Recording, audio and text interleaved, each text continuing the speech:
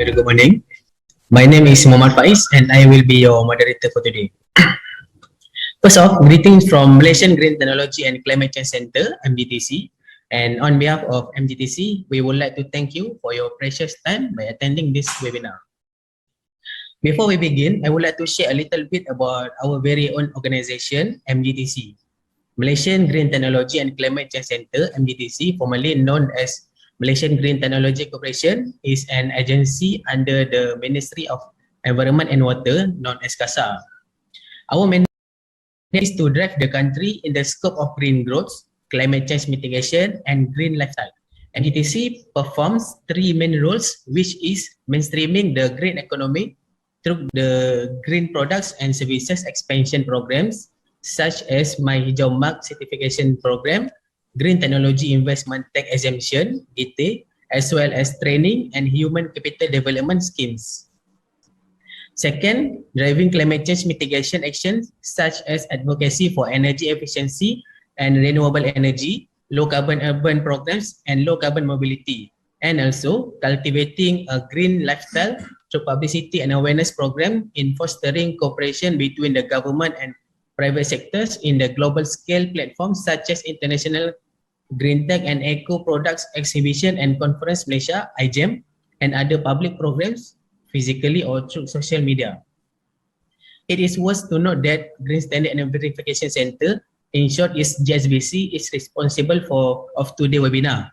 GSVC is one of the department under MGTC with the function that focus on, first, green recognition. This scheme under this activity is the Hijab and Directory, which a recognition of certified products and services that meet local and international environmental standards under one single mark and listed in the directory. GSVC will assess certified green products and services to be recognized under this program. Second, green technology incentive. GSVC manages and administers incentives introduced by the government to spur the development of green investment under green technology tax incentive. GSVC verifies the green criteria applications for tax incentive, which include three categories: green investment tax allowance for green assets, green investment tax allowance for green project, and green investment tax exemption for green services companies. 3. Government Green Procurement, Ggp. Green procurement is one of the strategies to create demand for green products and services. Under the spirit of government, leading by example, the Ministry of Finance, MOF, is championing the government green procurement program, of which MGTC is the implementing agency.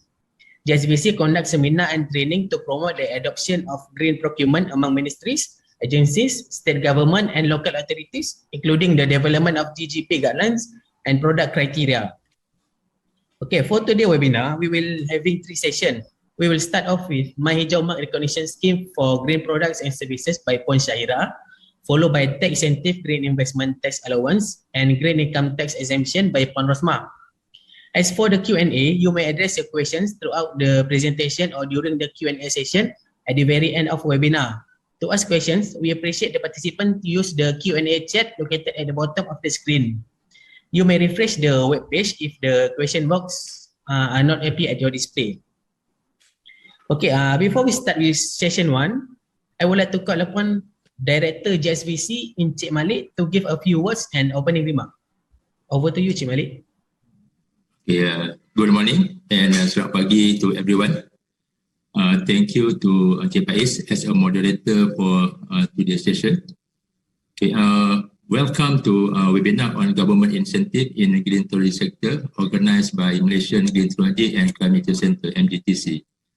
Actually, a lot of initiative and incentive were introduced by the government of Malaysia in the implementation of green technology and sustainable development since 2009, including the National Green Technology Policy, Green Technology Master Plan, Green Industry and SME Development Program for assisting local companies in producing green product and applying green practices in their premises and operation.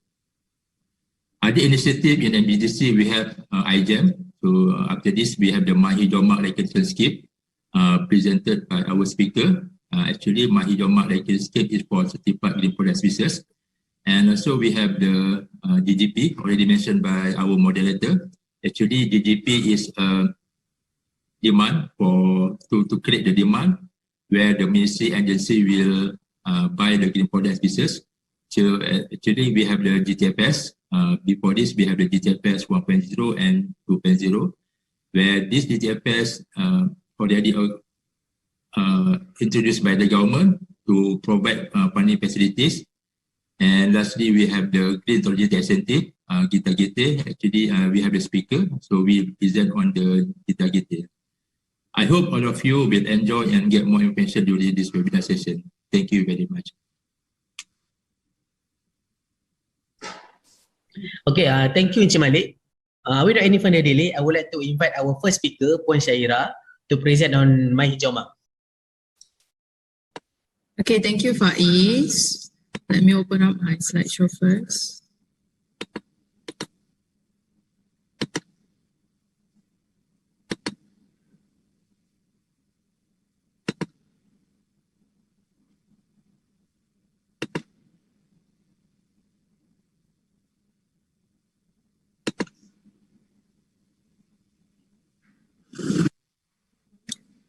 Okay, first of all, thank you everyone for attending for today's session. First of all, my name is Nur Shahira binti Abdul Rahim. Currently, I'm assigned under the Green Standard and Verification Center. For your information, under our department, we are the department that assigned to overtake the registration of green products and also green services, as well as the providing services for the green technology tax incentive. So for introduction, I will introduce on the My Hijab Mark. So this is my outline for today. I will begin is what is My Hijab marking is all about, and then criteria how to registering under the My Hijab marking. So we have two types of category, which is number one is My Hijab Mark product, second one is My Hijab Mark services, and then followed by the introduction, a little bit introduction on My Hijab directory. Okay, so first of all, how do our program, My Hijab, support sustainability in Malaysia? Okay, so in the context of a Malaysia development, for your information, the United Nations has developed the Sustainable Development Goal, SDG. If you're familiar, SDG is the KPI. There, overall, there is more than 70 KPI. So one of the KPI is to achieve sustainability in the consumption and also production. So the way of the government of Malaysia tackling on the sustainable consumption and also production is throughout leveraging through the My Hijab program. So the way we support the sustainability production is that My Hijab program, we have one program that we call as a green industry and also SME development.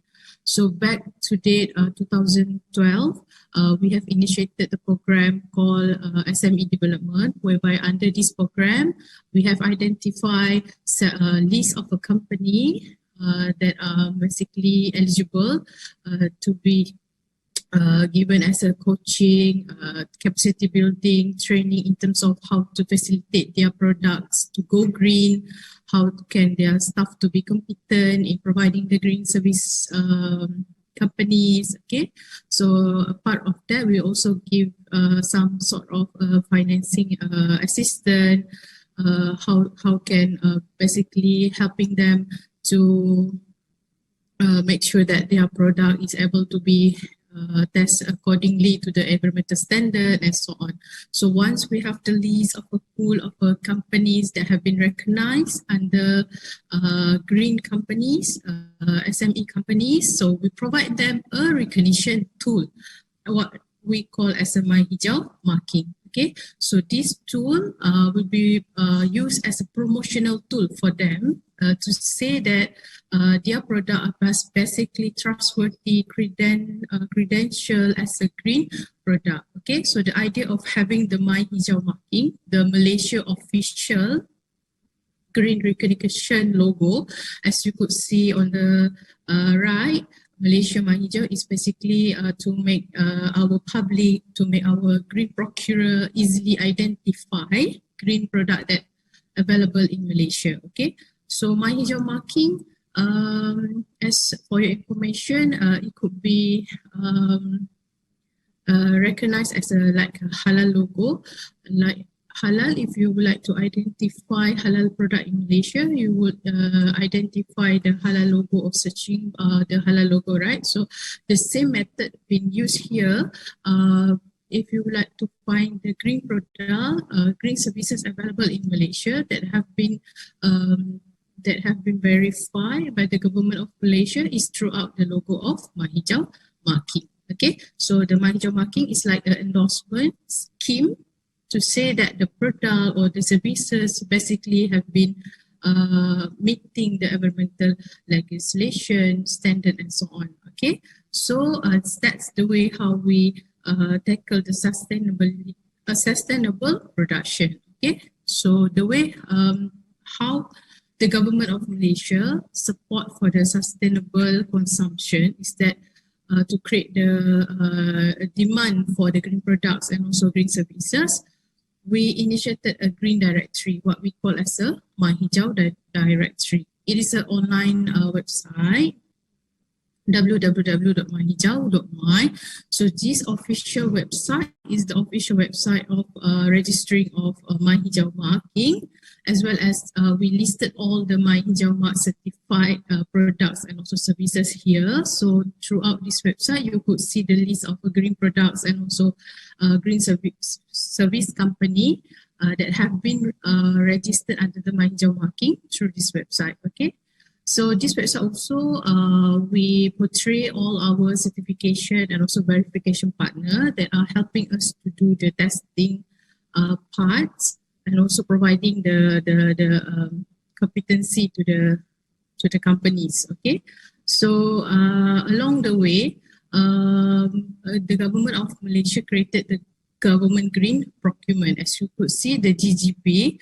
To support for the government green procurement, our government of Malaysia also introduced KPI under the 11 Malaysia Plan, RMK 11, whereby 20% of the procurement, green procurement value to be achieved by the year of 2020. Okay, so also to support for the implementation of the green government procurement, we also introduce some guidelines of to implement the government green procurement.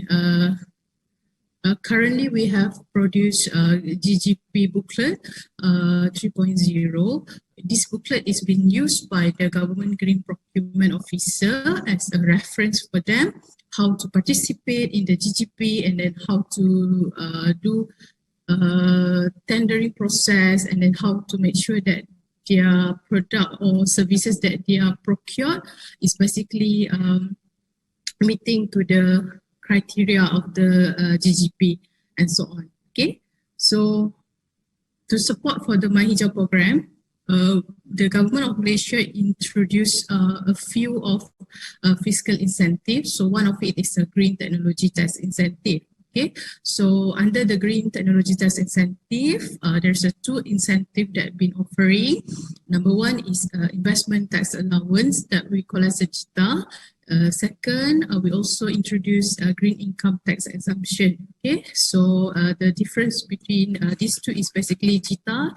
The investment tax allowance is for company who procuring the product, including equipment and also system, while income tax exemption is for company who providing the green service provider. Okay, so another types of fiscal incentive that we are offering to support the Mahijab is Green Technology Financing Scheme. So back away, the GTFS have been offering 2% interest rebate, and as well as the government will be the guarantor for the project loan offering. Okay, so as of now, the GTFS 3.0 has been now for a while. So basically, that's the way how Mahijab supports sustainability. Okay. So as I mentioned, Mahijab is a green endorsement, like a green recognition for those certified green products and also service provider. Meaning, if your product would like to be recognized under the Mahindra marking, your product must be certified first by the third party testing laboratory or verification bodies. Okay, so here not to make you guys I would like to make a clarification. Mahindra is basically is a green recognition scheme. Okay, so it is not a green certification scheme. Mahindra is a green recognition or endorsement scheme to all the certified products and also services. Okay, so here all the green certification scheme that we recognize under the Mahindra marking. Okay, so in order for the product to be recognized under the marking, you have to obtain either one of these level.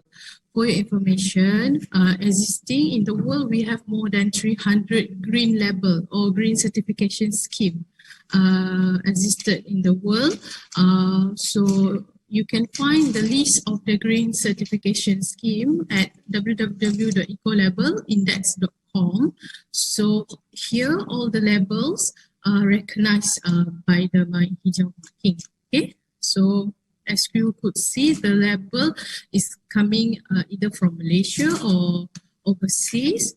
So each of the green certification scheme being listed here is basically have their own parameter, have their own standard, their own technical criteria and so on. Okay, so by having verified and also recognized by the Mahindra marking, we are making sure that the green certification scheme is up to the level of our standard or benchmark or parameter of the Mahindra marking. Is meeting to the Malaysia government environmental standard and so on. Okay.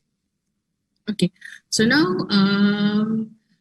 we go to what are the benefit of having the Mahindra mark registration or Mahindra mark recognition scheme, or what are the benefit? People always ask what are the benefit of having the recognition tools, because I already have the green label certification scheme. So here are the benefits of having the recognition. Okay, by having the recognition, number one, your product, of course, will be prioritized for the government green procurement. Okay, government green procurement is basically a process of whereby the government open up a tendering process to procure all the green products as well as the green service provider. Okay, so when the government open up tender to procure green product, they will basically mention there they will prioritize only the Mahindra mark product and also Mahindra mark service company. Okay, could be eligible to participate under that tendering process. Okay.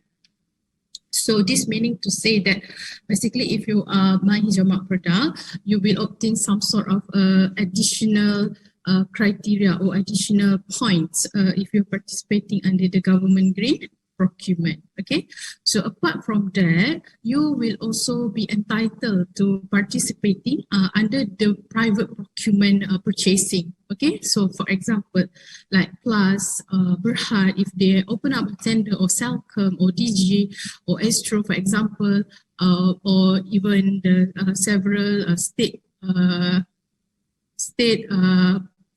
rural areas, for example, when they open up a tender, let's say if they are open up a tender to procure street lighting, for example, or LED lighting, for example, so they will mentionly make sure that they need the product to be recognized under the Mahindra marking first. Okay, so that will be the first benefit for all the Mahindra mark companies that been registering under the Mahindra marking.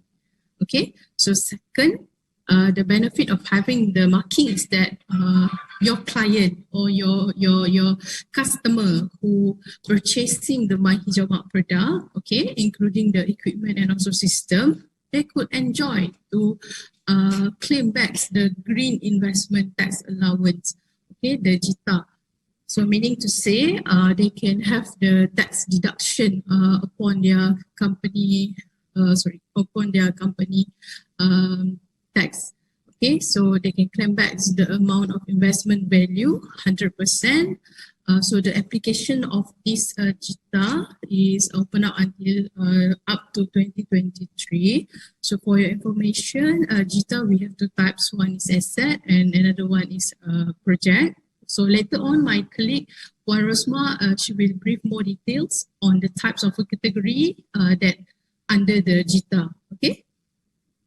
So the third benefit of having the marking, Hijab marking, is that for the service provider, yeah, for the green service provider, green companies that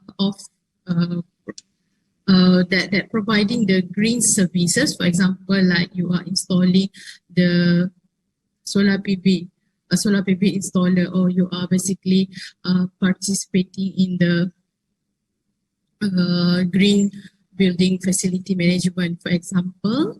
Okay, you can you could eligible for green income tax exemption. Okay, meaning you don't have to pay the company tax up to 5 years. Okay, so that will be the benefit of having the major marking. Number one is, of course, for you to participating in the GGP. Second would be the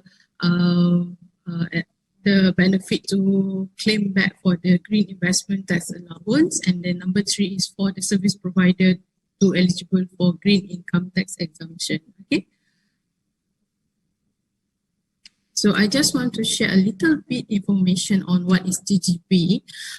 So for your information, the GGP has been implemented back year of 2016, whereby we have selected about 20 product groups comprising from products and also services. So we have involved 12 ministry at the earliest stage to participate in the GGP. So the criteria of selection of the product group is based on number one, the most highest procurement value that has been purchased by the government of Malaysia. Second, the readiness of the supplier or the green market readiness to supply the green products.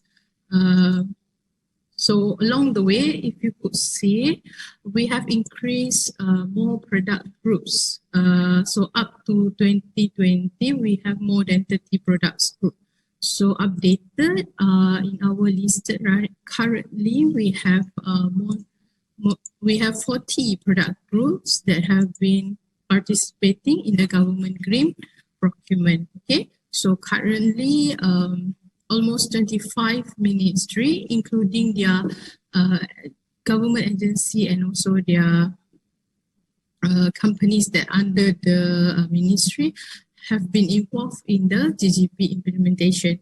Okay, like I mentioned before, to support for the implementation of the GGP, the government had announced to target of 20% the GGP value by the year of 2020. Okay, so as you could see, these are the list of the product groups that I mentioned before. So back earlier day, if you could see, we have a product that coming from the construction, like fiber cement, energy efficient indoor lighting, some of the EE equipment like ICT. Okay, so along the way, we have increased more consumable product like paint, biodegradable packaging, stationery, rubber product, okay, and so on. So for some of the services that we have included in the product groups, like for example, hotel, green hotel, rainwater harvesting system, printing services, building facility management services, and so on. So we also have included like sustainable event management, aircon system maintenance, fertilizer, toner, electric pump, and so on. Okay. So if you guys would like to know further more detail, the updated product groups that have been participated in the GGP, later on we will share the link to download the Ggp Guideline Booklet 3.0. Okay. So here are the booklet that I mentioned before. So this is the guideline to participate in the Ggp, Garis Panduan Perolehan Hijau Kerajaan. Okay, so updated, we have increased 40 product groups that have been included in the Garis Panduan Perolehan Hijau Kerajaan, okay, Ggp 3.0, which is we have introduced this booklet by October 2020, okay. So inside this booklet, it will be used by our government green procurement officer to participate in the Ggp by learning throughout the technical criteria and then guideline how to run the tendering process, and then the selection criteria, how to select between product A, product B, that are basically having the same product group but different technical asymmetry, technical criteria, and so on. Okay. So just to share with you, by the year of 2019, the total GDP value that we have been achieved is almost 1.195 billion. So the most highest procurement value by the product of ICT, like laptop, multi-photocopier machine, and so on. Okay, so followed by the solar panel system, okay, and so on. Okay, then I will go to the criteria of how to register for My Hijau marking, right? So for your information, we have two types of category under the My Hijau marking. Number one, we have My Hijau mark product. This one is applicable for companies who are producing green products, as well as the reseller or trader or distributor that are distributing the green products here in Malaysia. Okay, another one, we have My Hijau mark services. So this one is applicable for green service provider. Okay, so for your information, the registering process is throughout the online website. You have to go to www.myhijau.my. So here, you have to do the online registering. The online process is very simple. There's a no hard copy submission, except for one documentation, what we call as a statutory declaration form. Okay, so this form is basically you need to go to Commissioner of Oath, get the sign and also chalk by the Commissioner of Oath, and then you have to submit the original copy to our office. Okay, so basically the process of registering the My Hijau marking is that number one, you have to log in via the system, and then you have to key in or fill up the company information like your company name, your company address, registration number, okay, and then the company contact person. And then the next step followed by the updating on the product information. Okay, so you need to update the product information like the product certification and then product brochure, image, and so on. And then you have to go to the payment, and also the last one, the SDF, and then next one is you submit the application through the online system. Okay. So the duration that we taken is overall between 7 to 22 working days, right? So here are the general criteria of registering your product or your services under the My Hijau marking. Meaning to say, in order for you to register your product or your services under the My Hijau marking, you must make sure that the product or the services must meet all the following criteria. Okay, number one, the product need to minimize the degradation of the environment or reduce the GHG. And it also promotes the health, improves the environment, and also it conserves the use of energy, water, or other form of natural resources. Or it promotes the use of RE, or is it able to recycle the material resources. Okay, so for your information, all these general criteria is derived from the National Green Technology Policy, backdated by our previous former ministry, Kementerian Tenaga Teknologi Hijau dan juga Air lah, right? So I will go to the product first, the specific criteria to register your product under the My Hijau marking. Okay, For the company or businesses that are registering under the Mahijau Mak Perda, you must be a sedian berhad or enterprise. Okay. Private limited we also accept. However, you have to upload together the surat kelulusan from MIDA saying that you have the right and also permission to operate here in Malaysia for several years. Okay. So for the reseller or distributor, for this kind of application, you need to submit together your letter of authorization. Okay. Saying that you have the right and also permission to reuse, to sell, to distribute the product here in Malaysia from the principal. Okay. So we go to the specific criteria of registering your product. This is the most important one. Okay. In order for you to having the recognition scheme, you must have the existing green label certification. Okay. Meaning your product must be certified first by the third party or by the independent certification body that have been recognized by MGTC. All right. So, or we have another types of a compliance. You must have the existing performance standard compliance test report. Okay, that coming from the independent certification body.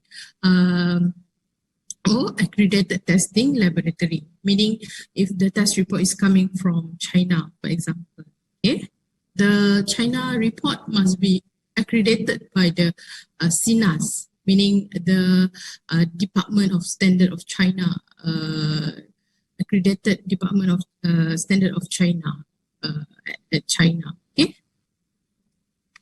So here are the our requirement for the green product certification. Okay, this is the criteria of the green product certification that we basically accepted. Okay, so number one, if you have the green label certificate, okay, standard applicable is ISO 40024.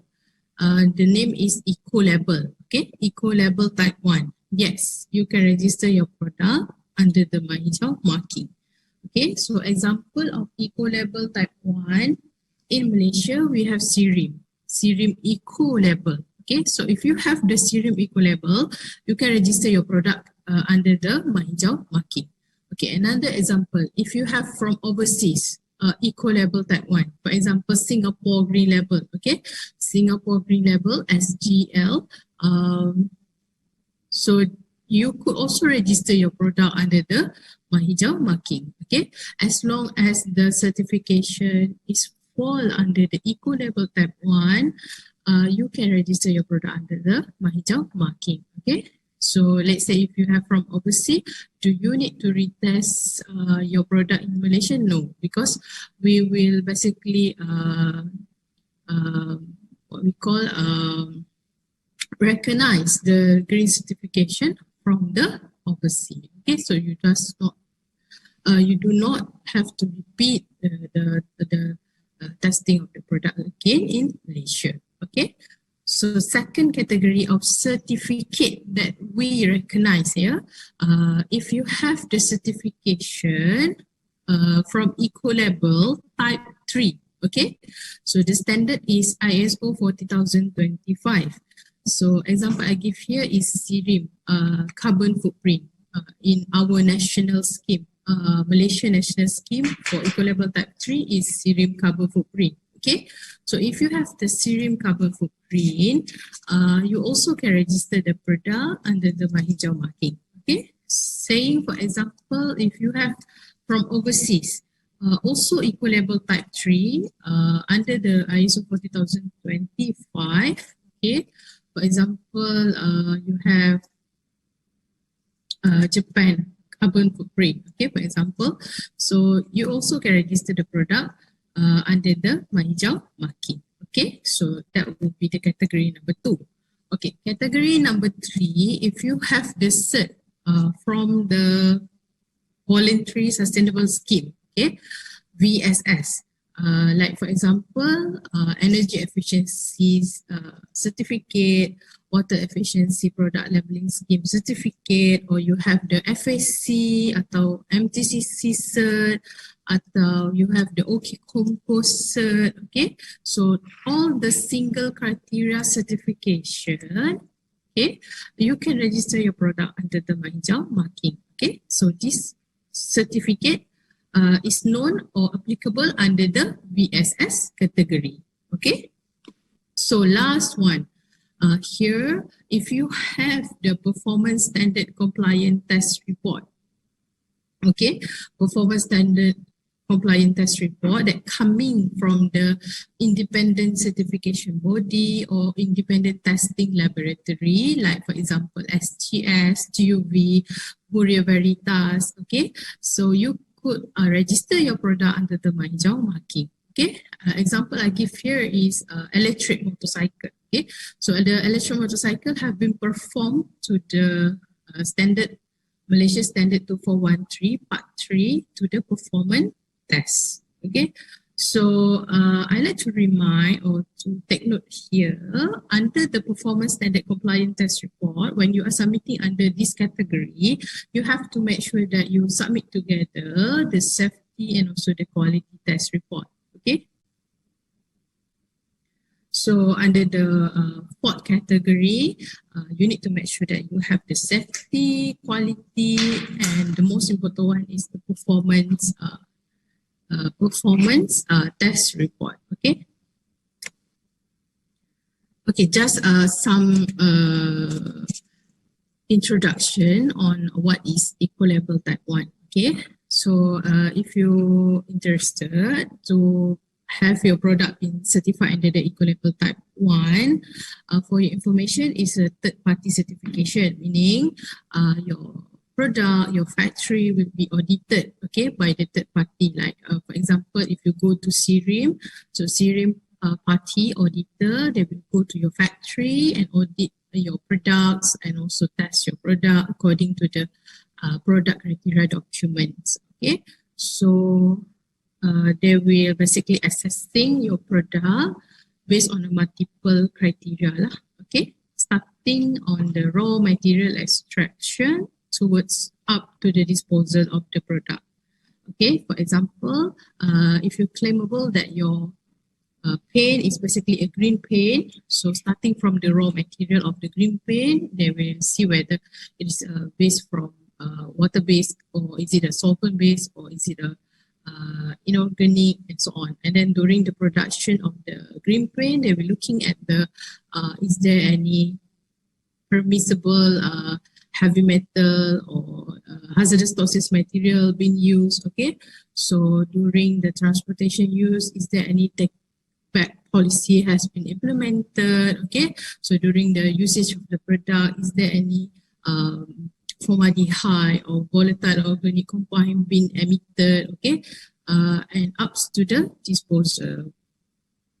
So basically, if you having your product be certified under the Eco-Label Type 1, that would be great, and that would be awesome, because this is really good because they will looking the green element criteria for the throughout entire of the product life cycle. Okay, so the example, if Malaysia, if people ask you what are the national Malaysian national eco-label scheme, you could say that CRIM is our eco-label scheme. Okay, so like other countries, every countries, they will have their own eco-label. Okay, for example, Thailand, they have their Thailand green label. Singapore, they have Singapore green label. Like Indonesia, they have their Ramah Lingkungan eco-label. Okay, so next I will go to the short explanation on the Eco-Label Type 3. So the difference between Eco-Label Type 3 and also Eco-Label Type 1 is that Eco-Label Type 3, they will quantify the carbon CO2 emission value. So the lower of the CO2 emission be emitted from the product is better. Okay, so they will quantify the value of CO2 reduction throughout the process of the life cycle. Okay, so same goes like the Eco-Label Type 1. They will calculate the CO2 emission starting from the raw material extraction and then during the manufacturing phases, during the distribution up to the end of the life. Okay, so there will basically have some method being used like cradle to gate, okay, and so on lah. Alright. So if you're interested in Malaysia, if you would like to have your carbon footprint, you could go to SIRIM because SIRIM have the SIRIM product carbon footprint. Okay, so for your information, for carbon footprint, they will show the value of CO2 emission being emitted by the product. Okay, so for other countries as well, they have their own carbon footprint label. Saying, for example, you have the carbon footprint from other countries, like you have obtained Japan carbon footprint, for example. Yes, you could also register your product under the Hijab marking. Okay. Okay, next I will go to the VSS short explanation. VSS, it could be a voluntary, it could be a mandatory. Okay, so it is a third party certification as well because there's a third party that been coming to your factory and audit on the product itself. Okay, however, on the VSS certification criteria, it will be based on the single criteria, okay? Meaning to say, you will be given the certification based on, is it energy efficient or is it water efficient? Is it because of it's biodegradable? Is it because it is conserving the natural forest and so on, okay? So it could be a mandatory, like here in Malaysia, we have one logo that we call as an Energy Star rating, okay, that have been introduced by the Energy Commission, the Suruhanjaya Tenaga. So for your information, it have been mandatory for 6 electrical appliances, which are lamp, refrigerator, TV, air conditioning, washing machine, and also last one I can't remember, but this is 6 electrical appliances that have been mandatory operating by the Suruhanjaya Tenaga, right? To make sure that all these electrical appliances basically meeting to the 3, 4 or 5 star regulated, okay?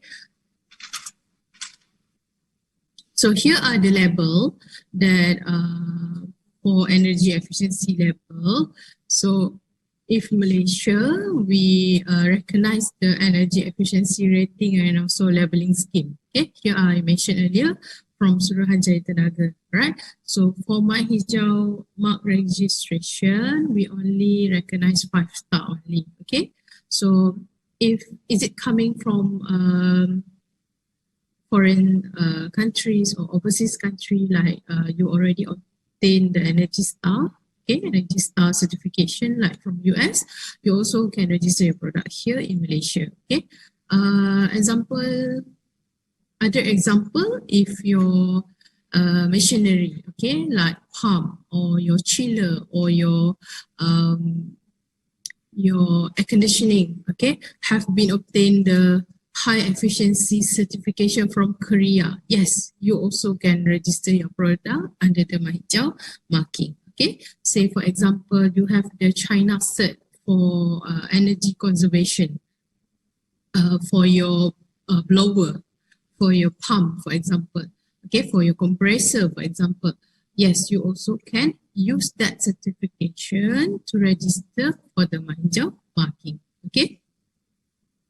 So here are the level for the water efficiency. So in Malaysia, we have recognized the WEP scheme from our Suruhanjaya Perkhidmatan Air Negara. So for information, we recognize 2 and 3 star only. Okay. So is it coming from the overseas countries, same WEP scheme being applicable? Yes, we also could recognize them. Okay, so for example, your water taps, okay, already been certified by Australia water rating. Okay, so we also can recognize the product under the Hijab marking. Okay, here are the example for the sustainable timber sources. Okay, so if your product have been coming from or obtaining the MTCC logo, okay, or let's say your product already obtaining the FAC logo. Okay, this will be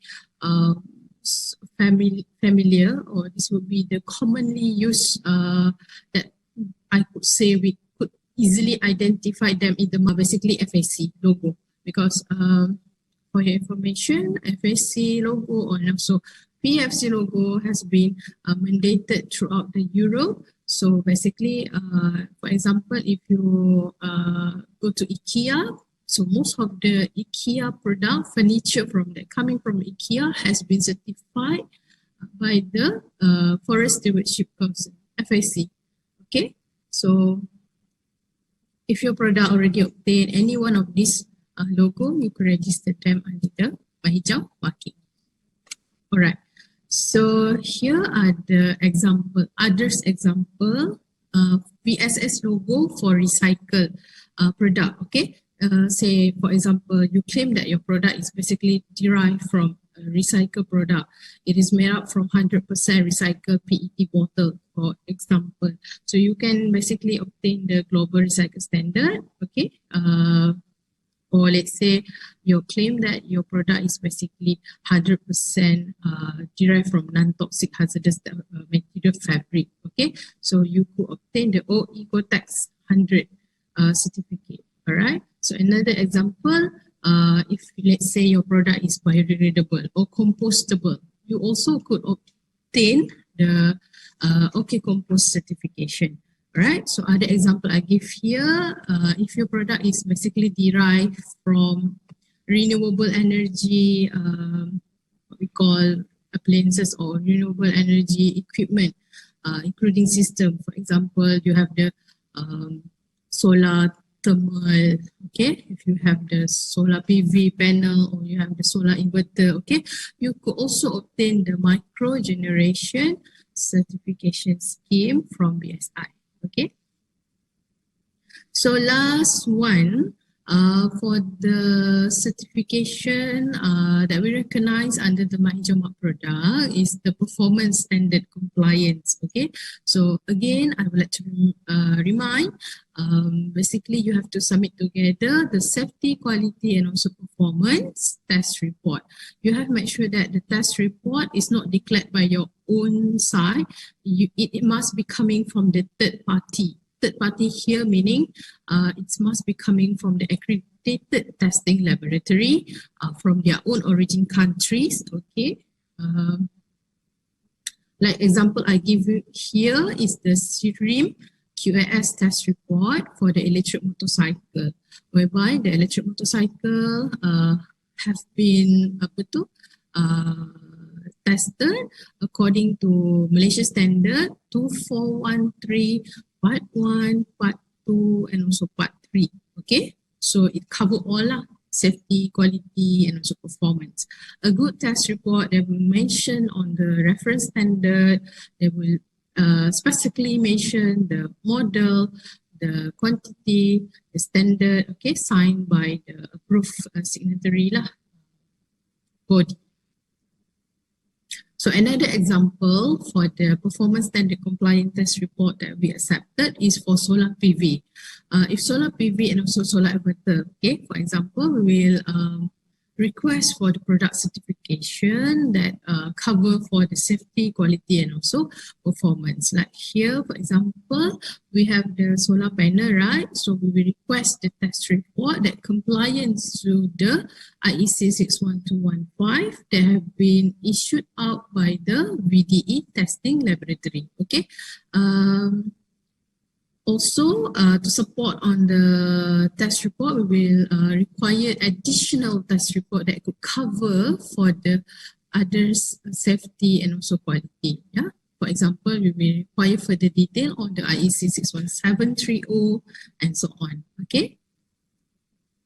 So finish on the Mahindra product. Okay, so basically I have covered on the what is basically recognition of Mahindra marking, and then the idea of having the marking, the benefits of having the marking, and then I go to the next part, which is the criteria of to register your product under the Mahindra marking. Okay, So we have 4 types of criteria. Number 1 is eco-label type 1, next followed by eco-label type 3, and then VSS, and then the last one is performance standard compliance. Okay, next I will go to the criteria of registering your services. Okay, all right.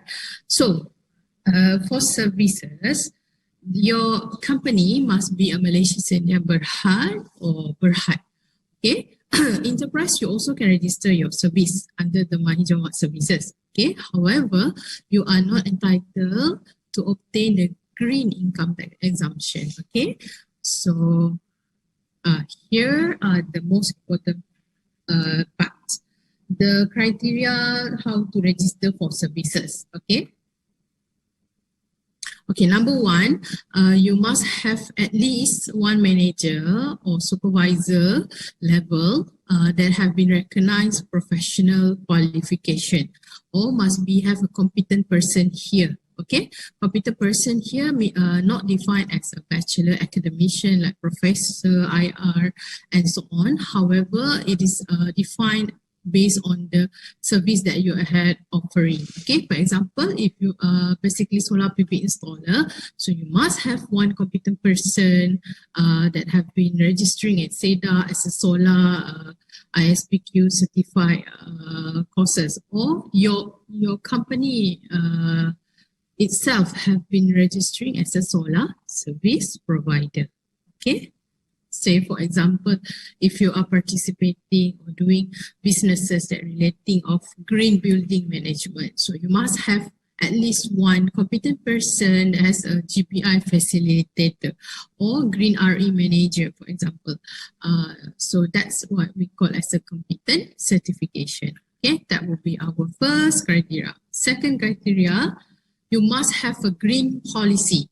Okay, green policy here meaning is a one single pages. Okay, you have to write your mission, your declaration statement towards your commitment to the sustainability. Okay, at the end of the pages, signed by your CEO or MD. Okay, that's all.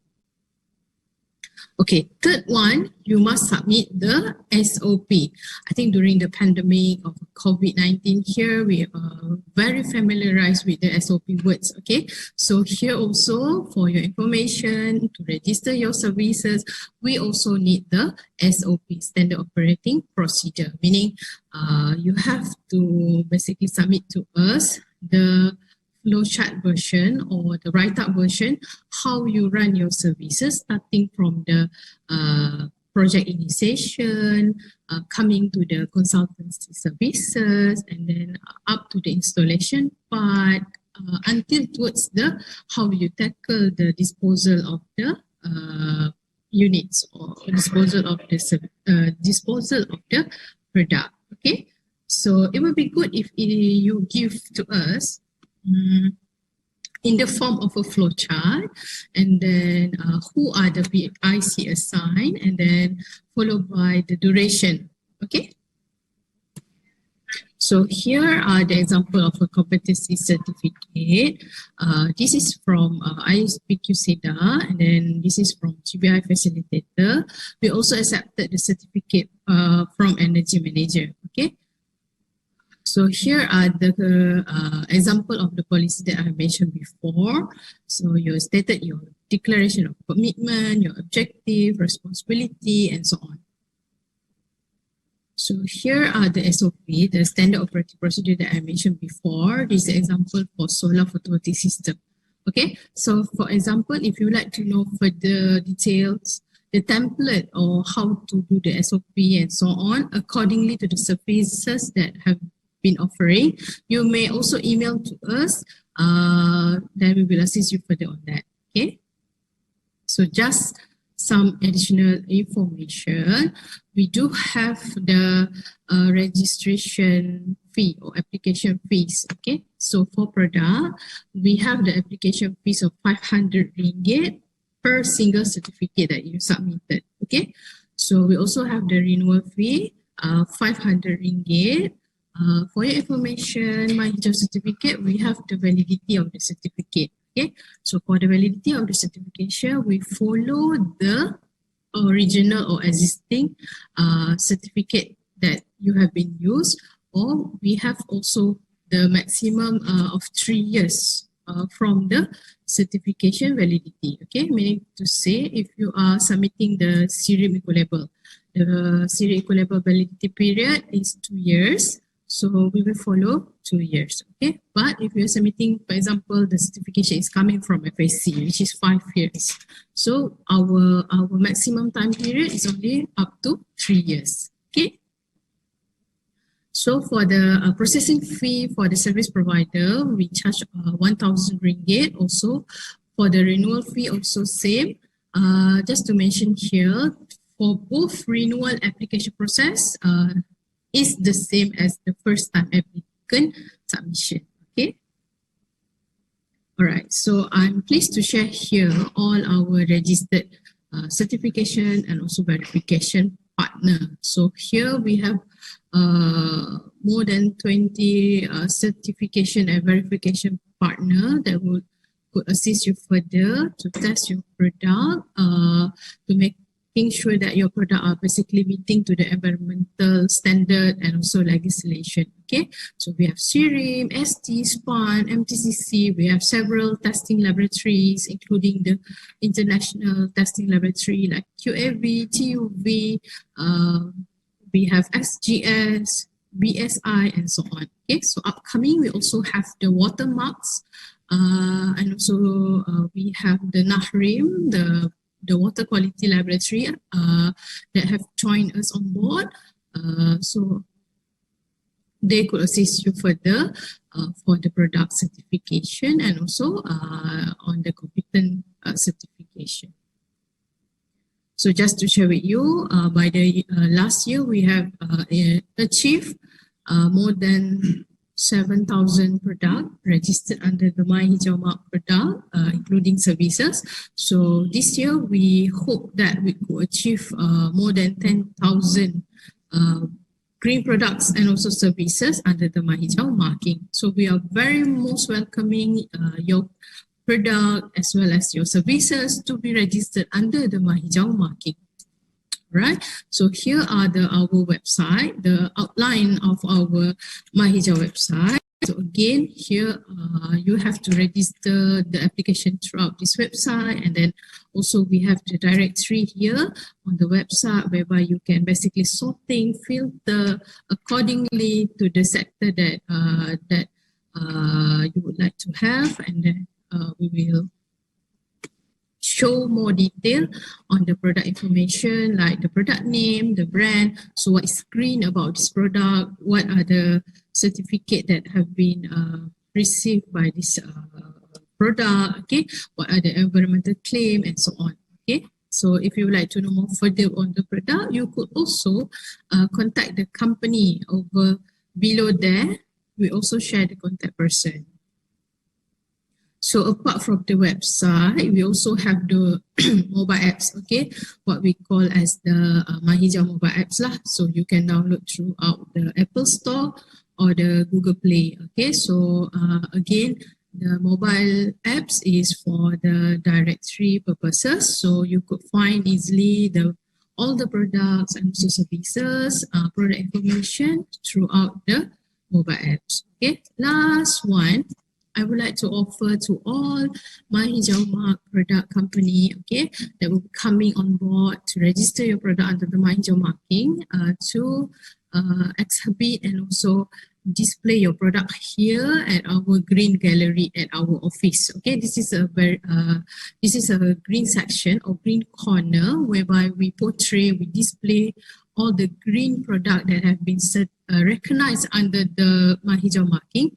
So when people or visitor or public or delegates, trade ministry coming to our office, we show them here are all the available green products in Malaysia. Okay.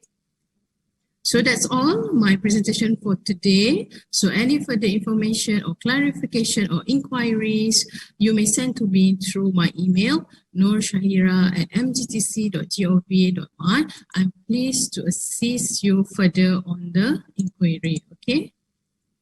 So I wish to say to everyone to stay safe and also stay healthy. So hope that the pandemic of COVID-19 can reduce secepat and everything will be going back to the normal. Okay, so be safe and also be healthy. Thank you. Thank you, Puan Syaira, for the detailed input of Mahijau. Let us move on to the next session.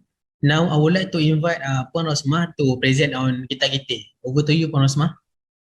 Yeah, hi. Thank you, Faiz. Okay, so let me share my slide presentation for today.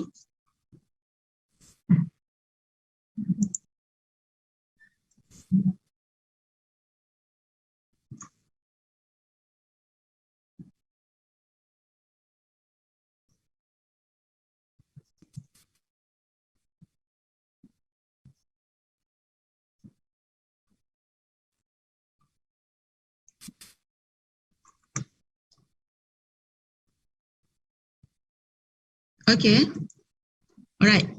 Okay, so hi everybody. Assalamualaikum and good morning to our value participants today. So and hope everyone in a good condition, in a good health. All right, so without any further delay, I will proceed with my briefing today on the information of green technology tax incentive for the green technology sector in Malaysia, which is consists of two main categories, which is green investment tax allowance, or we call it Gita, and green income tax exemption, or we call it Gita in short. Okay. Okay, so the outline of my presentation today would be introduction of the incentive, category of green technology tax incentive, the details on each category, which is Gita asset, Gita project, as well as Gita services. Okay, a little bit on the introduction of this incentive. This incentive has been introduced during the budget 2014 with the main objective to strengthen the development of green technology in Malaysia. Okay, and moving forward, there is an improvement on the incentive, whereby in the budget 2019, the government has announced that there is an additional asset to the existing asset, which is from 9 asset to 40 asset, that will be listed as a qualifying green technology asset. Okay. And currently, during the budget 2020, government has announced the extension of this incentive, okay, until 31st December 2023, which the additional category, which is income tax exemption for solar leasing activities, that is under the purview of SEDA Malaysia, okay. And this is the category of green technology tax incentive that available. As I mentioned, actually there is a two main category for this incentive, which is green investment tax allowance for Gita or Gita asset, and then number two, Gita for project, and as well as green income tax exemption on Gita or Gita for service provider.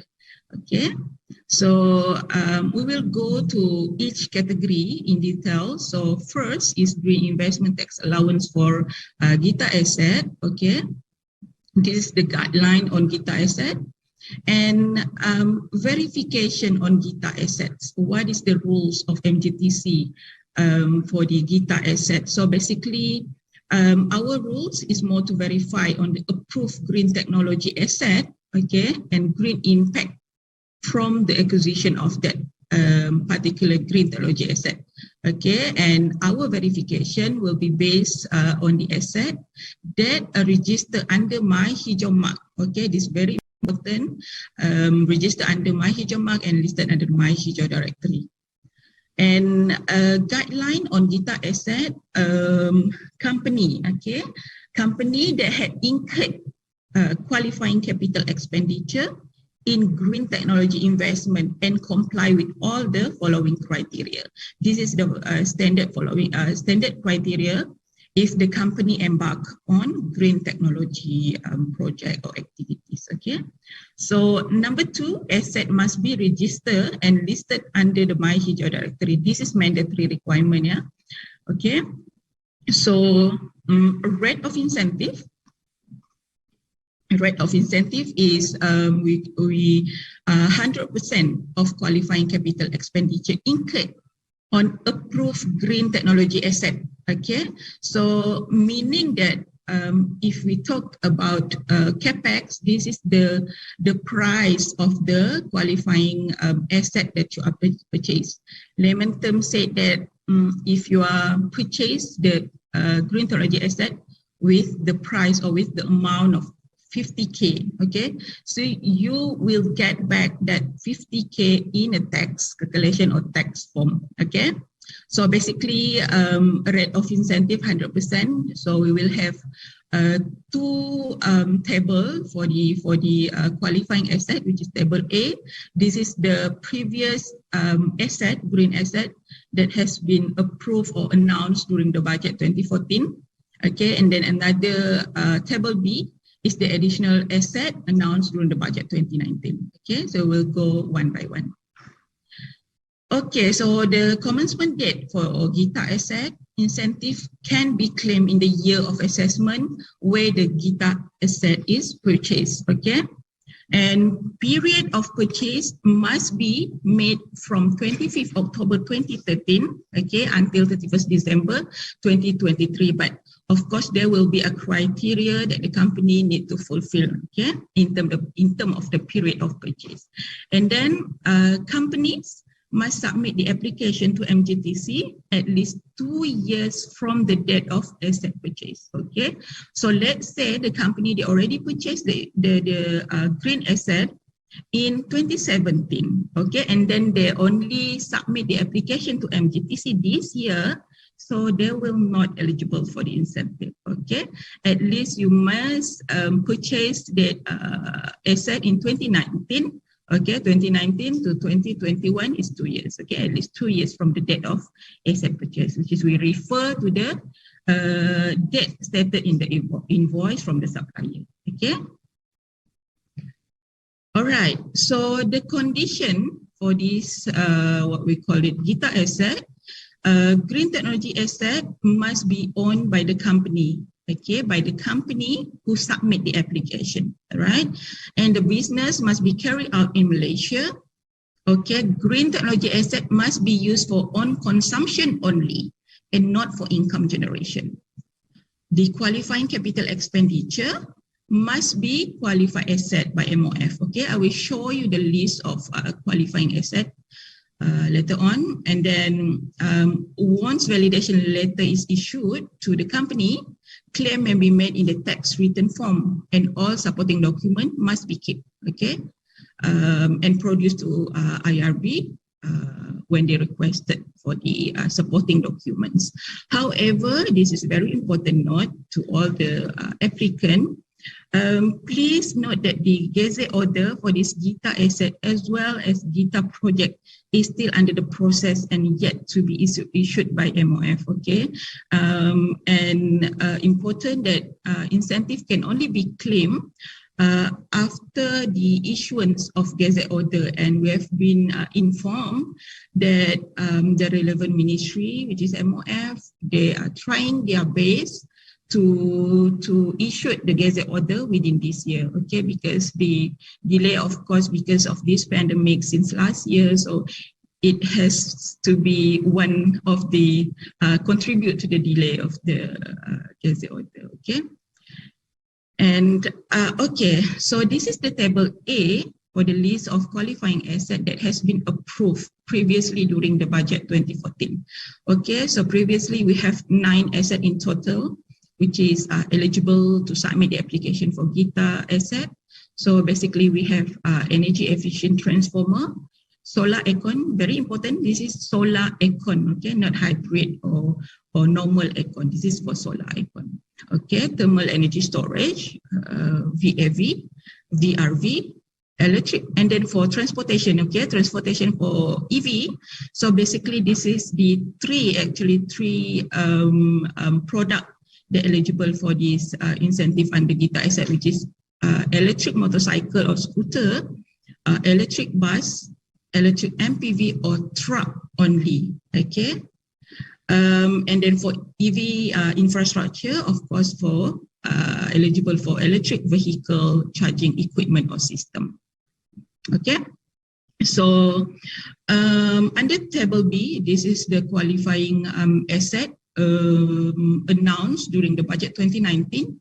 So basically we have another additional Gita asset.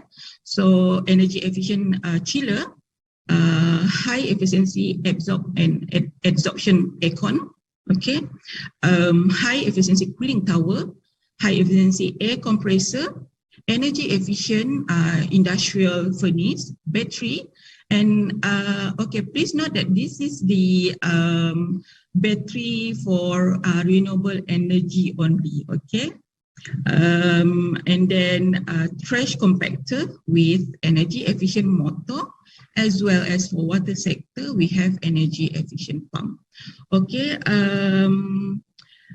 I wanted to share with all of you, because if you refer to our guideline, actually there is the list of 40 asset in total, okay, which is the additional during the that has been announced during the budget 2019, right? When you refer to our table B, there is only 8 assets. So why this happened? Actually, because of there is the issue on policy matter. So some of the asset will be eligible under Gita project for energy efficient sector. Under Gita project, which is the submission, will go to MIDA. Okay. All right. So this is the process flow. For Gita asset, which is the submission will go directly to MGTC, very straightforward. What you need to do is just you need to go to our guideline, okay, and then refer or check on the asset eligibility, especially on the list of qualifying asset that eligible to submit under Gita for asset.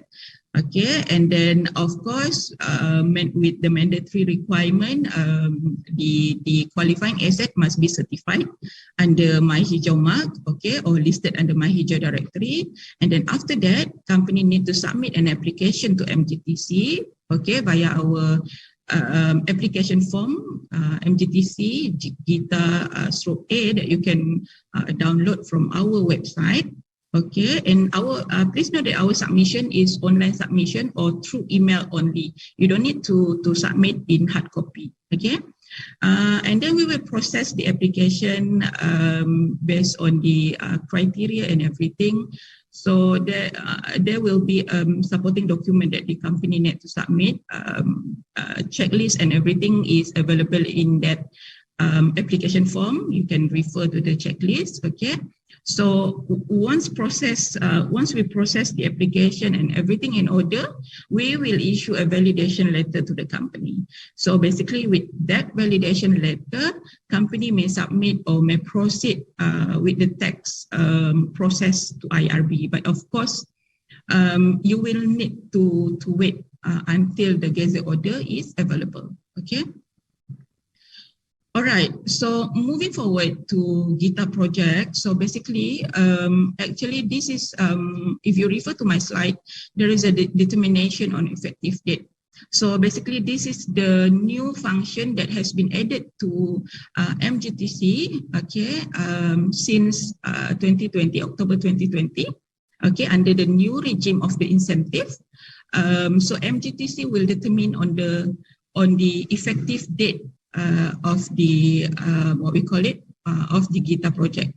Okay, so our rules, okay, on the determination of effective date, which is effective for the Gita project as well as Gita services for any application made to MIDA from 1st January 2020, and then the submission of determination on effective date after company receive MIDA interim approval letter.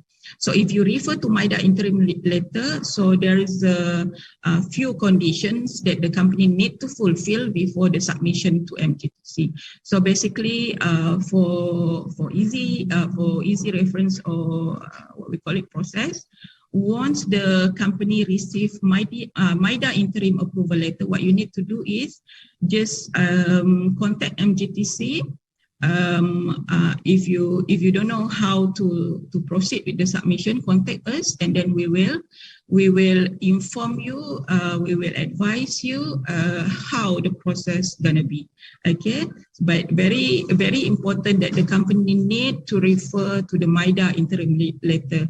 Okay, because there is a situation that the company, after they receive the MIDA interim approval letter, they thought that they already what we call it, they already fulfill the incentive condition. So they don't go to MGTC. They wait until their tax declaration to IRB, and then just submit the MIDA interim approval letter, and of course they will be rejected by IRB because they didn't fulfill all the condition in the interim approval letter. So very important to go through one by one conditions stated in that letter. Okay, so yeah, the application form for the determination on effective date can be downloaded from our website at www.mgtc.gov.my. Okay. So moving forward to guidelines on Gita project. So verification on Gita projects, as I mentioned, the rules of MGTC will come after the company receive MIDA interim approval letter. So one of the conditions is the company need to go to MGTC to go to do the verification on asset as well as the projects that they are embarked on. Okay, so our rules is to verify the technical requirement, including main equipment or asset, as a major components for the performance and green impact from the project. Okay, so verification will be based on the following requirement. This is our main requirement, which is the main equipment or asset used in that project must be recognized and registered under the Hijab mark. There is an option if the equipment used in the project, they yet to have a Hijab mark, so they can proceed using the product certification. So product certification, of course, consists of safety, quality, performance, compliance. Okay. And then, of course, the product certification must be documented, registered, and accepted by MGTC. Okay, so project impacts to the environment. This is the data that we wanted to have to the approved project under this Gita project. So, of course, we will calculate in terms of GHG emission reduction, waste reduction. Is there any energy saving? Is there any cost saving from that particular approved project? Okay, so in this case, we will have our own technical expert. So technical expert is not in-house expert. This is the third-party technical expert that we are engaged with to make sure the transparent of that every every technical evaluation that they submit to us. Okay, and a guideline on Gita project. Okay, so the following criteria. This is the standard following criteria for the green criteria. Okay, number 2, applicable for application received by MIDA starting from 1st January 2020 until 31st December 2023. Okay, this is very important. Point number 3 is very important, which is the application must be submitted to MIDA before first qualifying capital expenditure incurred.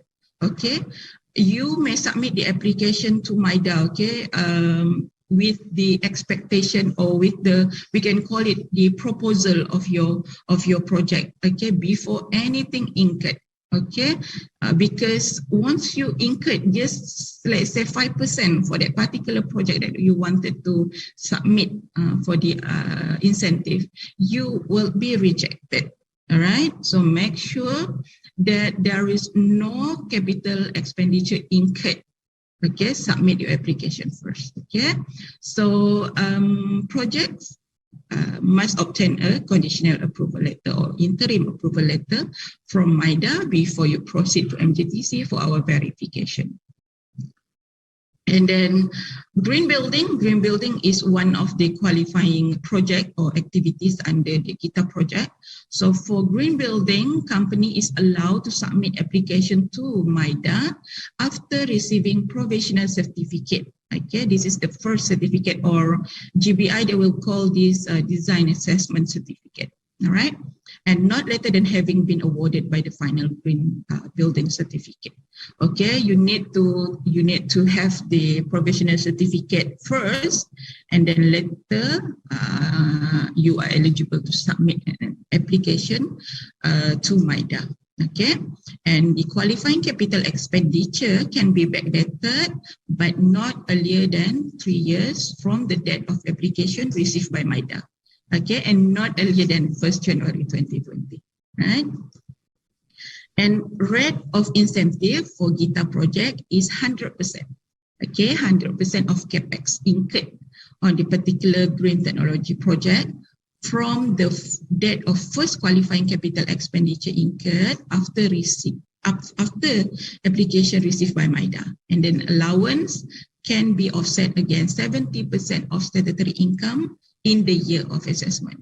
Another 30% you still need to pay to IRB for your tax. Okay, so if there any balance from your ITA for the particular year, the unutilized allowance can be carried forward until they are fully absorbed. There is no timeline, says 20 years, how many years that I need to utilize my my incentive or my ITA. No, there is no timeline. Okay, the unutilized allowance can be carried forward until fully absorbed. Okay. All right, the commencement date for application to MIDA from 1st January 2020 until 31st December 2023. The incentive period is for 3 years, starting from the first date of qualifying capital expenditure, okay, as verified by MGTC. This is for the determination of effective date for the ITA or for the incentive. Okay, so the first date of qualifying capital expenditure incurred shall not be earlier than date of application received by MIDA. This is the point that I mentioned earlier, that you need to submit an application to MIDA first before incurred any capex for the particular project. Okay, conditions for Gita project. Okay, the equipment or asset in the Gita project must be owned by the company itself, right? And then when equipment or asset in the Gita project must be recognized and registered with my Hijab mark or product certification that is recognized and accepted by MGTC. All right, so there will be an annual verification that will be conducted by MGTC throughout the incentive period. Okay, this is to monitor the implementation of the project as well as the impact of that project to the environment. Okay, and the situations like a Gita asset. So once a verification letter is issued, company may proceed with the tax claim to IRB. Okay. And this is the list of qualifying activities under Gita project. So basically we have 5 qualifying activity that are eligible to submit the application under Gita project. So number 1, we have renewable energy. So when we talk about renewable energy, of course, the project must be in biomass, biogas, mini hydro, geothermal, as well as solar power. Okay, so any commercial or industrial business that undertake the generation of energy by using RE is eligible to submit the application under Gita project for RE.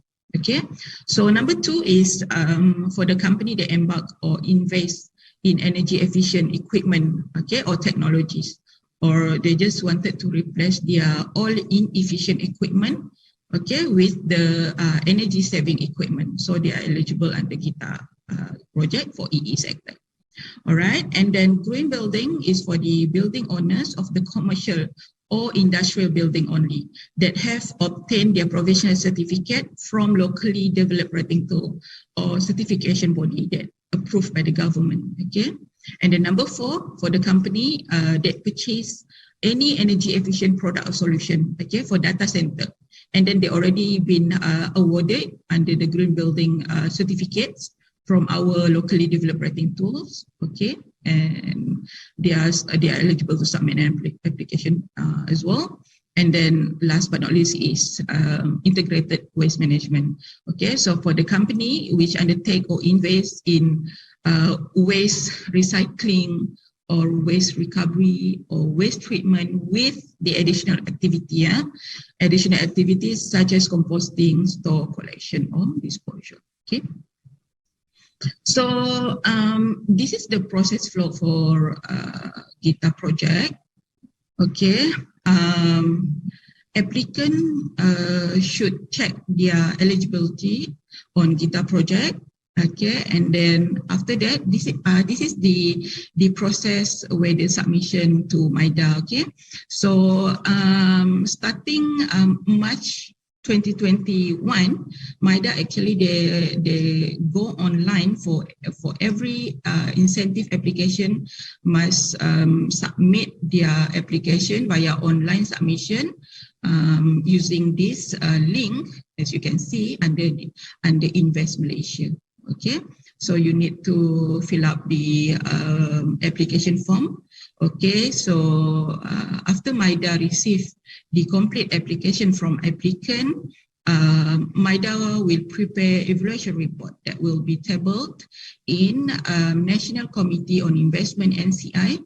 Okay, this is our weekly meeting to discuss, to approve all the submission that they receive from the company.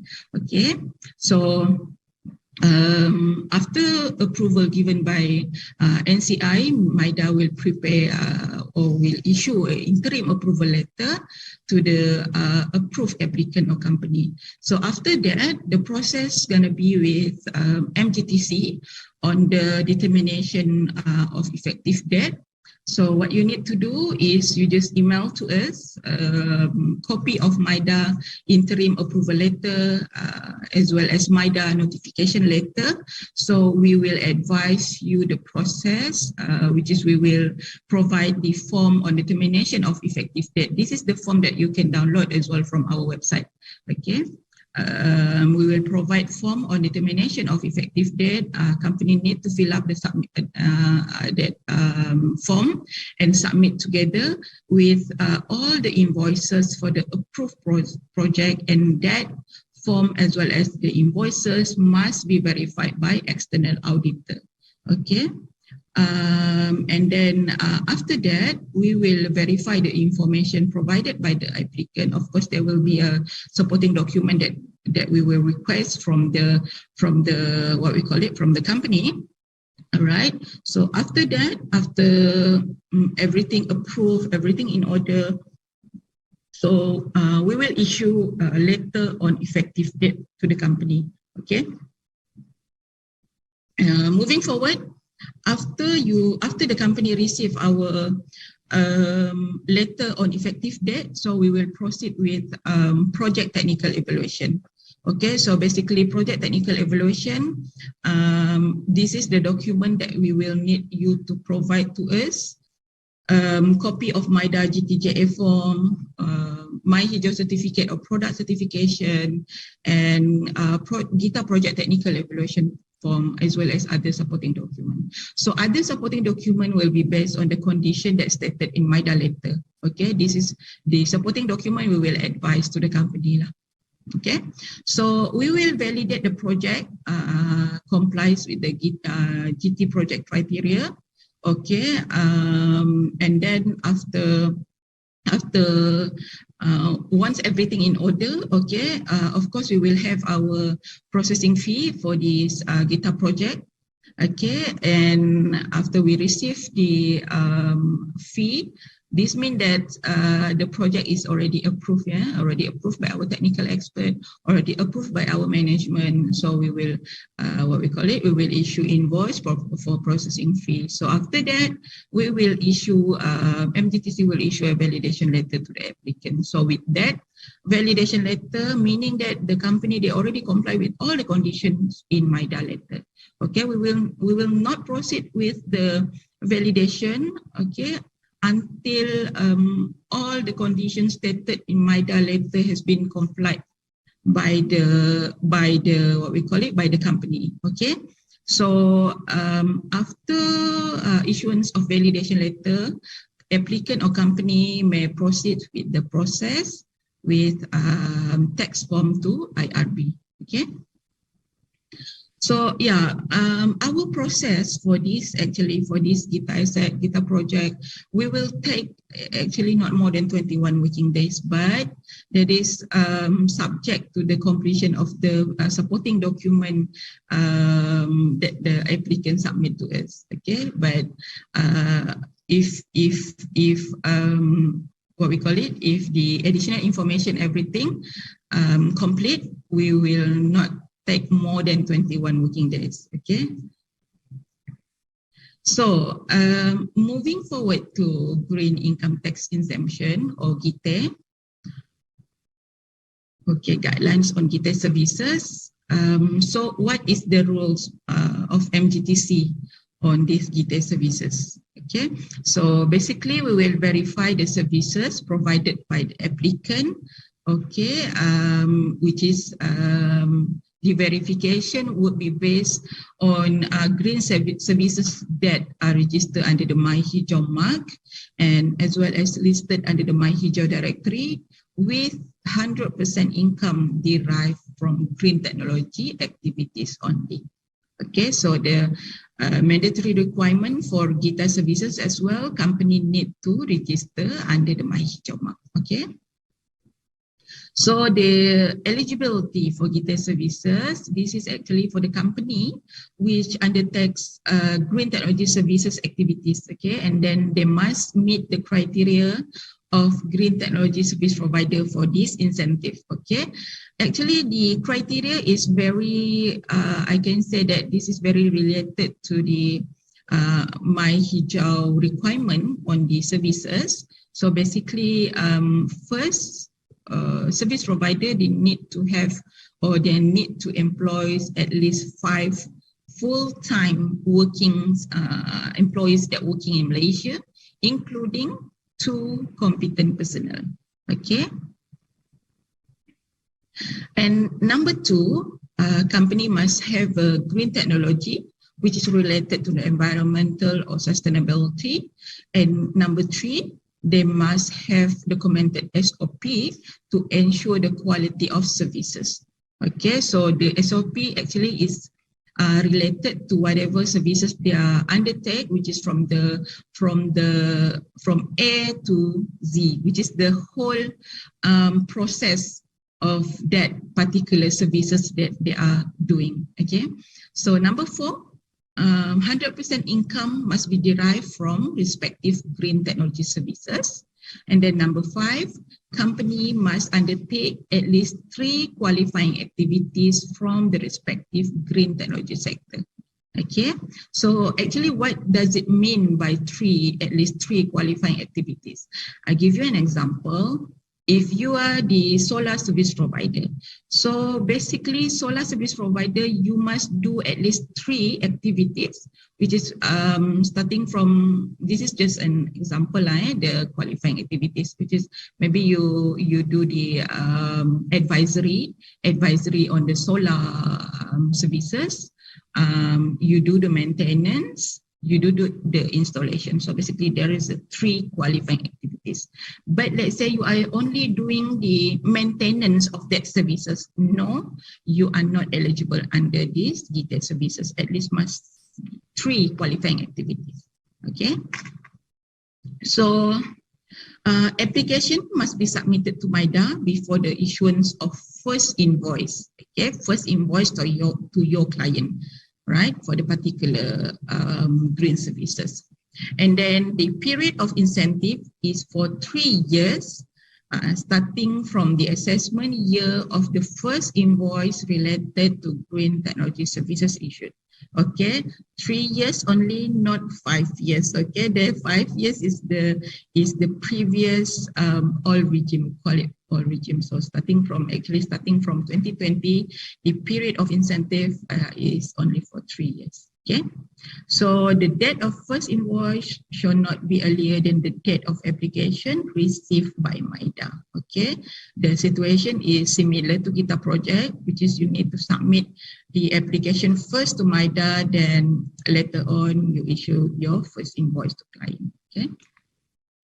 So this is actually the additional requirement of competent personnel.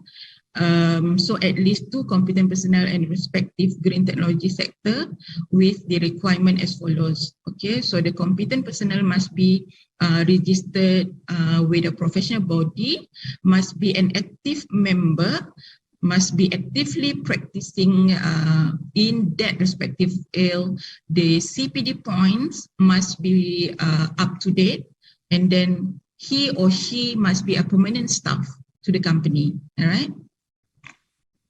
And rate of incentive for the Gita services is 70% on statutory income, okay, for qualifying green services from the year assessment where the first invoice issued after the application to MIDA. Okay.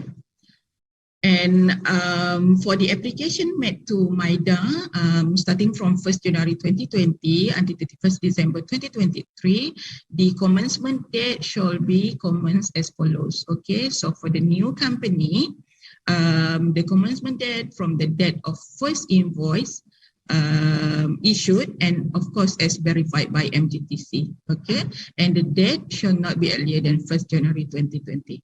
Okay, but for existing company, their commencement date would be from the date of first invoice as verified by MGTC, and the date shall not be earlier than the application date to MIDA. But no worries, because in terms of effective date or commencement date, MGTC will verify, and we will state that the eligibility in our effective date letter. Okay.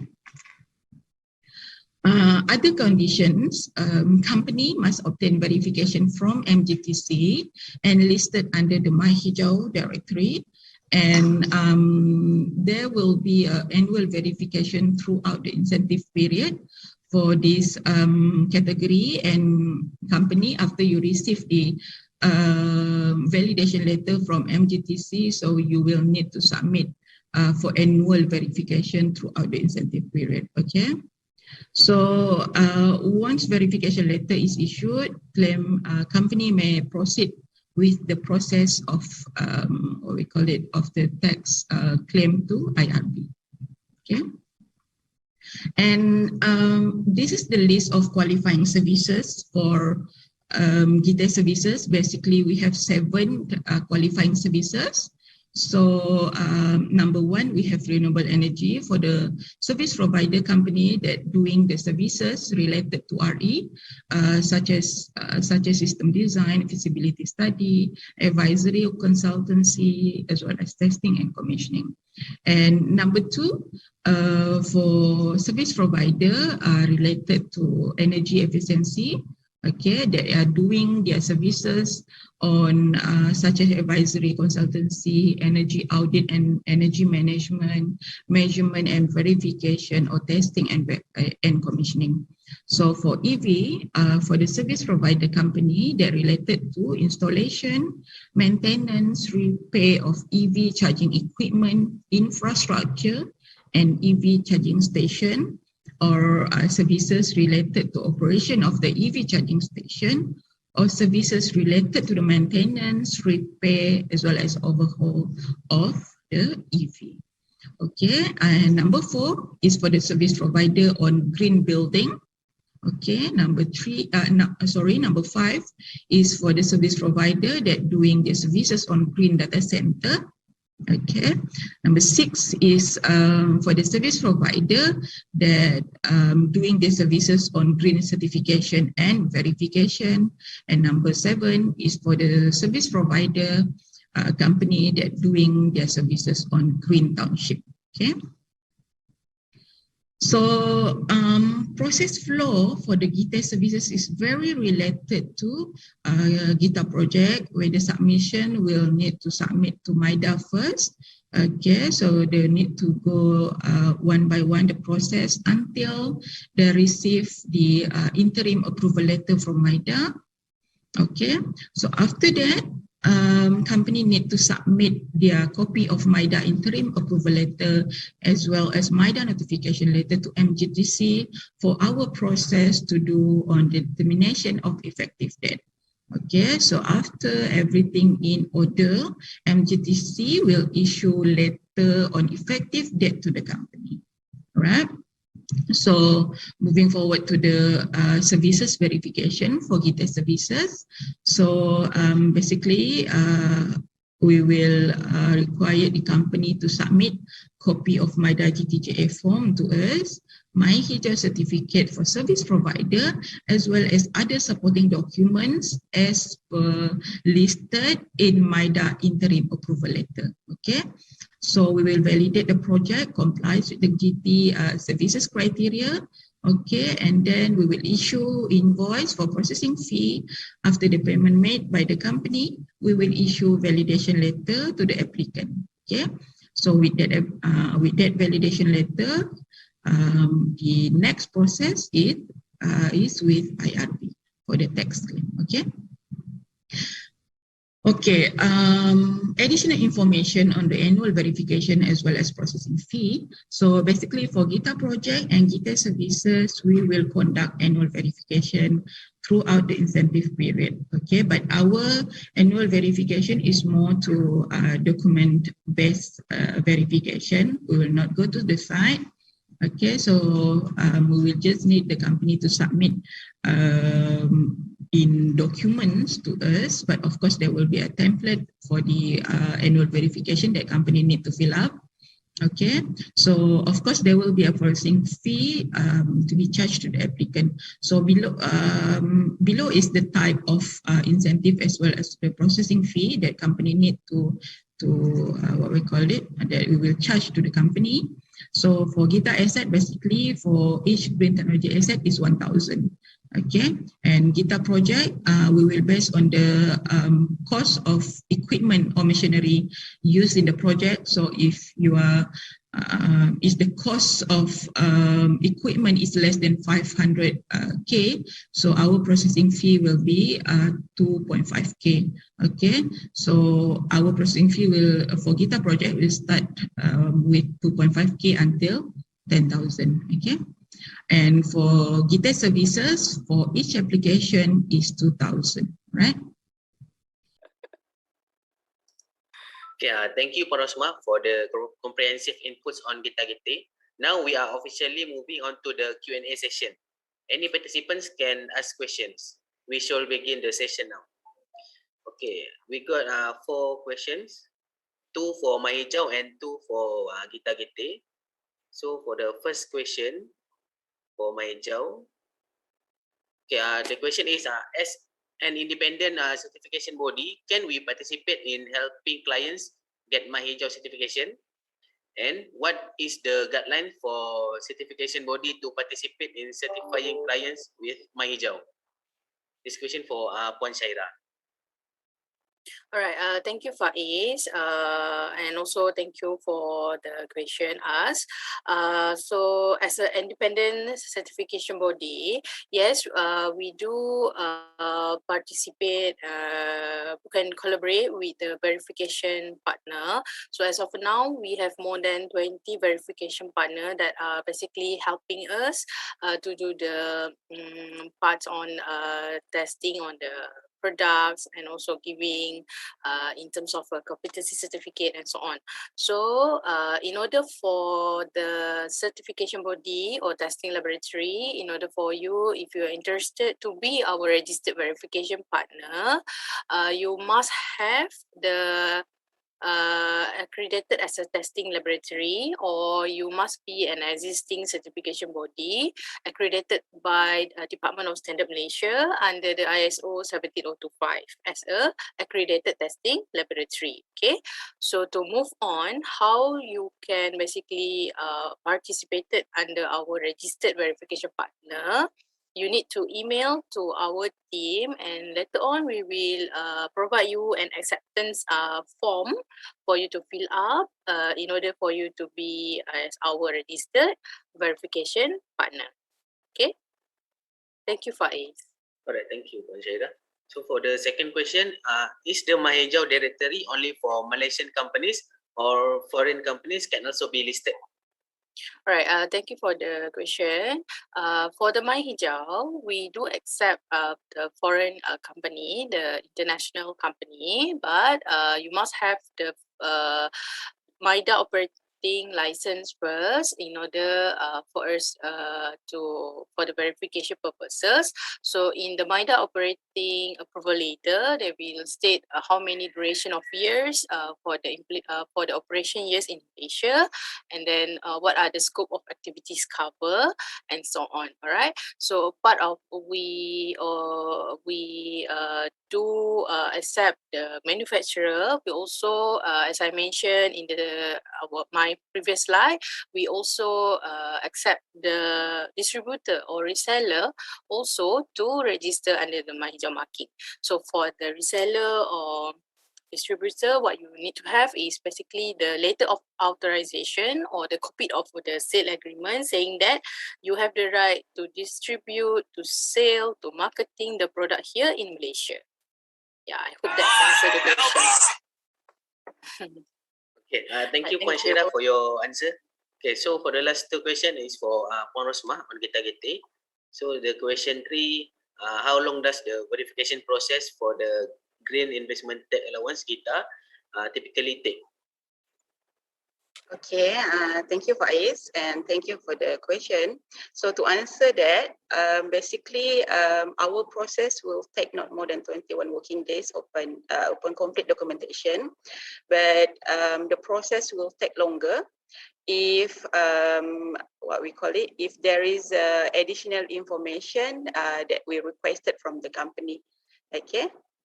So, but yeah, our process is not more than 21 working days for Gita as well as Gita. Thank you. Okay, so for the last question, when we submit the Gita project application, what if the project value or cost for equipment input is based on estimation? What if the cost is higher than submitted? All right. Okay. So to answer that question, yes, estimation figure is not a problem, because when you submit the application to MIDA, okay, the policy stated that the company didn't allow to incur any capex. So usually when they submit to MIDA, the figure, everything is actually just the estimation figure. But however, once the company receive interim approval letter from MIDA, okay, and one of the condition is to get verification from MGTC. Okay, upon submission to MGTC, company must able to provide the exact figure incurred in that approved project. Okay, and they're able to submit to us copy of invoices incurred for that project.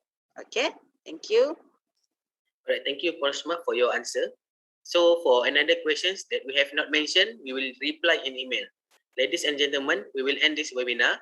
We really appreciate if you can fill up the survey form that you will receive in email at the end of webinar, and we also welcome you to visit our booth, Hijab Pavilion and MGTC. On behalf of MGTC, we would like to thank you for your active and notable participation during this webinar. That's all from us. Thank you.